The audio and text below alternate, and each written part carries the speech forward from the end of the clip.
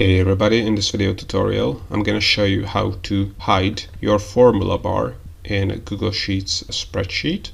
Alright, so if you want to increase the visible area in your Google Sheets spreadsheet, one of the ways you can do it is to hide the formula bar.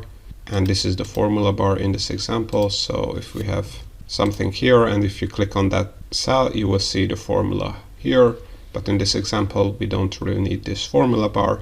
So it's really easy to hide it or remove it. All you have to do is go to the menu bar here and select View, then select Show. And as you can see, currently the formula bar is visible because we can see this check mark here. And to hide it, all we have to do is click on it. And as you can see, the formula bar has been hidden. So notice how you can hide the formula bar in your Google Sheets spreadsheet.